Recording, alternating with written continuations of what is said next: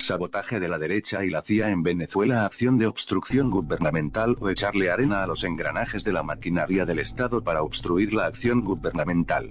Muchos fueron los errores que se cometieron durante el gobierno de la Unidad Popular en Chile. Uno de los principales fue ignorar hasta qué punto estaba involucrada la CIA en el proceso de desestabilización al gobierno del Dr. Salvador Allende. Al igual que en Venezuela, en Chile la CIA inició, junto a la oligarquía criolla, un proceso de sabotaje de la economía, sobreprecios en artículos de primera necesidad, mercado negro de comestibles de la dieta básica, escasez, fuga de divisas, etc. Sistemático fue el sabotaje de la derecha chilena al gobierno de Salvador Allende. El bloqueo político a la mayoría de sus iniciativas se dio otro económico que buscó afectar el ánimo de la gente. Los productores mismos, y por la carretera, botaban el trigo, botaban las papas, botaban los porotos, botaban todo eso. Por eso, compañeros... Muchos de los vecinos comprometidos para hablar en esta nota desistieron por temor a volver a vivir la represión de la dictadura. Otros recuerdan la falta de alimentos que afectó a sus familias. ¿Qué es lo que pasó en ese tiempo? Que yo me acuerdo que mis papás hacían cola, después yo fui estudiando la cuestión, fui cachando que los ricos de este país empezaron con el desabastecimiento económico, dando vuelta a los camiones, escondiéndose las cosas. Comenzaron entonces las ollas comunes para paliar la falta de alimentos en las casas de los chilenos. Los fascistas escondían las cosas, esa era la verdad de las cosas, para echarle la culpa al gobierno. Pero nosotros salíamos a hacer colas y de repente encontrábamos un poco de pan, de repente encontrábamos un tarro de leche para los niños. Los pobladores recuerdan que solo días después del golpe de Estado contra Allende, los almacenes estaban llenos de mercaderías, demostrando que todo fue parte de un plan para desestabilizar el país y el gobierno popular. De acuerdo a los documentos desclasificados de la CIA, hoy se sabe que la intervención de este organismo de inteligencia norteamericano en la política chilena para desestabilizar el gobierno de la Unidad Popular tuvo como objetivo varios frentes de acción. Primero, captación de oficiales de la Fuerza Armada chilena para sumarlos a los grupos subversivos. Segundo, división de las fuerzas progresistas introduciendo elementos disociadores ultrarradicalizados que perturbaban el desenvolvimiento de la planificación económica del gobierno, toma de pequeñas empresas que no había que pasar al área del Estado, etc. Tercero, utilización de frentes obreros de oposición para oponerse a la política económica del gobierno, como lo fue la huelga obrera de los mineros del cobre. Cuarto, calentar la calle con elementos perturbadores de la ultraderecha, financiando grupos fascistoides de una organización de ultraderecha llamada Patria y Libertad, similares a los llamados manitos blancas que utilizan y financian en Venezuela. Quinto, asesinato de dirigentes populares, altos oficiales del ejército, etc. Sin embargo, hubo una acción de sabotaje que pasó disimulada, desapercibida, pues fue muy encubierta y es lo que se llama acción de obstrucción gubernamental. Este es un procedimiento de sabotaje muy utilizado por la CIA, cuyo principal objetivo es paralizar la acción del Estado y dificultar el ejercicio del poder de los gobiernos adversos al imperio, tirándole arena a los engranajes de la maquinaria administrativa oficial. Para esto utilizan a mercenarios y agentes locales del imperio, personas que van captando poco a poco dentro de la administración pública de los gobiernos adversos y van usándolos para la acción de sabotaje. Hay un manual de la CIA que fue publicado cuando los sandinistas derrocaron a Somoza y que los contrarrevolucionarios, los famosos Contra, repartían por doquier. Para ejecutar este sabotaje, la CIA compró la conciencia de los mandos medios de la administración pública.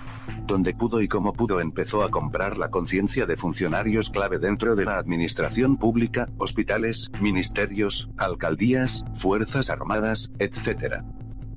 La misma táctica de sabotaje se aplicó en Cuba durante los primeros años de la revolución. Una vez colocada la persona adecuada dentro de un puesto clave, las cosas dejaban de funcionar de la siguiente manera. Se perdían documentos, las órdenes superiores no se ejecutaban, los informes se quedaban en el camino entre las capas gerenciales y los encargados de ejecutarlos. Los elementos de trabajo tales como herramientas, vehículos, repuestos, papel, etc. se perdían, se extraviaban, alguien se las robaba las cosas, se elaboraban mal para provocar retrasos, dilaciones, etc. y había que rehacer una y otra vez los documentos. Una vez elaborados se quedaban en el escritorio de algún burócrata y no se les daba curso, se dejaban vencer los contratos de mantenimiento para que se deterioraran los activos. Y 1000 trucos más. Pongamos, por ejemplo, un ministerio cualquiera. Cualquier acción gubernamental, una vez ordenada por el ministro correspondiente, no se ejecutaba sino a medias y parcialmente. De la secretaría para abajo todo era engorroso. Las líneas telefónicas eran cortadas muy frecuentemente y el ministerio quedaba incomunicado. Cuando se solicitaba a la empresa telefónica la reparación de las líneas, respondían que no tenían vehículos o no tenían repuestos para la reparación, o se les había vencido el contrato con las contratistas que reparan las líneas. Empezaron a desaparecer los vehículos de la administración pública, nadie sabía dónde estaban los vehículos, o se dañaban con más frecuencia y nadie podía movilizarse a cumplir sus tareas. Algunos empleados públicos ejecutaban su trabajo a desgano, no estaban identificados con el proceso revolucionario.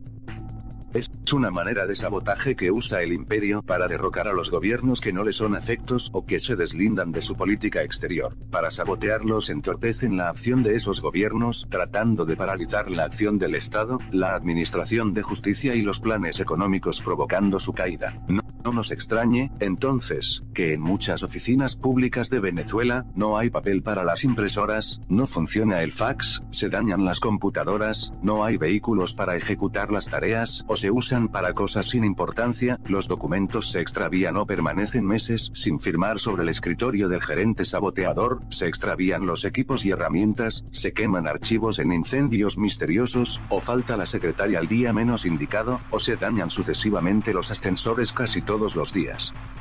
En algunos ministerios y empresas del Estado venezolano todo documento importante es revisado una y otra vez o se devuelven al origen por una coma, un acento mal puesto o cualquier tontería para dilatar los procedimientos y trabar la acción del Estado.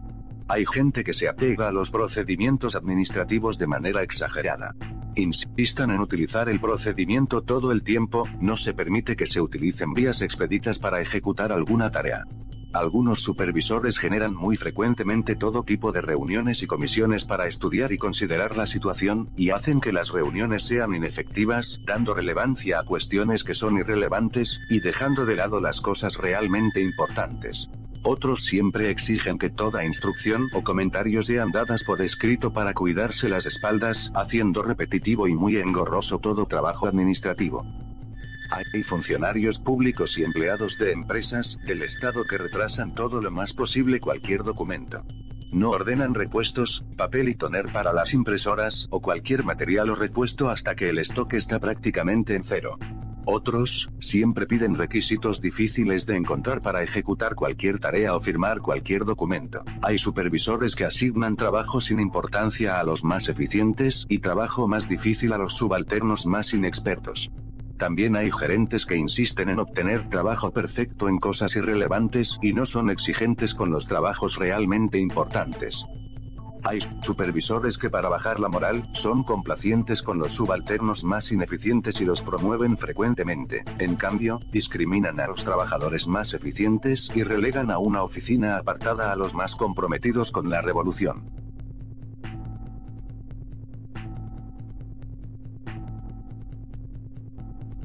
En algunas empresas del Estado han empezado a aplicar el mobbing o acoso laboral a los empleados que más se identifican con el proceso revolucionario o critican el sabotaje de los gerentes o compañeros de trabajo. El acoso laboral tiene por objetivo neutralizarlos bajo amenaza de despido o transferencia a otras dependencias ubicadas en otro extremo del país. ¿No les parece familiar este panorama a los camaradas de PDVSA, Corpoelec, ministerios y empresas del Estado venezolano?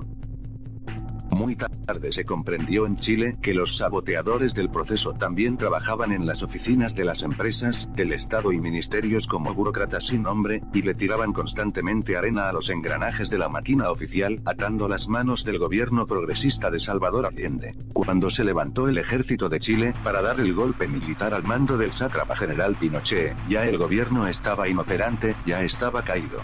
No hubo manera de organizar la resistencia popular, ni de girar instrucciones.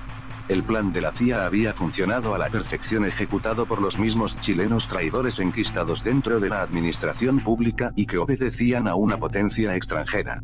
El mismo procedimiento fue aplicado para sabotear el gobierno sandinista de Nicaragua. En Chile, durante y después del golpe de Estado, muchos de los infiltrados en la administración pública se quitaron la careta y se mostraron tal cual eran, agentes del fascismo, y empezaron a denunciar a sus compañeros de trabajo que estaban identificados de corazón con el proceso revolucionario. Algunos elaboraron listas negras y dirigían las patrullas del ejército chileno y los organismos represivos hacia las viviendas o escondites de los camaradas. Pero ¿qué pasó en Chile una semana después del golpe de Estado que derrocó al gobierno popular? Aparecieron los vehículos, el papel, las máquinas de escribir perdidas, los archivos, los expedientes, se firmaron los contratos con las empresas de mantenimiento y la administración pública adquirió una eficacia sorprendente. Como dice nuestro camarada de Barrio Alerta en BTV, misterios de la ciencia. No se trata de iniciar una cacería de brujas en la administración pública, porque la contrarrevolución se encargará que sean acusados de saboteadores, precisamente, los funcionarios que están identificados con la revolución. El gobierno debe iniciar una acción de seguridad nacional y aplicar mano dura a aquellos gerentes saboteadores que no cumplen las metas, que dilatan los procesos administrativos, que son corrompidos. Se ha descuidado notablemente la necesidad de formación ideológica. Debería ser obligatoria en todos los institutos, ministerios y empresas del Estado las conferencias y talleres de formación ideológica. Hemos agregado la dirección de internet del sitio de la Universidad de Washington, donde se pueden leer los documentos desclasificados de la CIA que demuestran el sabotaje y la interferencia a los gobiernos de Salvador Allende en Chile y a otros gobiernos progresistas de América Latina y el mundo. No hemos inventado nada. Sería pecar de ingenuos pensar que en Venezuela no se está aplicando la misma receta, el mismo sabotaje. La falta de mantenimiento, no pagar a los contratistas para que no se ejecuten las obras, no pagar a los taxistas para retrasar operaciones de empresas del Estado y ministerios, no comprar repuestos para que se pare la flota de vehículos de algún instituto, y miles de ejemplos más que no tenemos el espacio para citar en este vídeo. Todo forma parte del mismo sabotaje financiado por las agencias del imperio. No nos cabe la menor duda.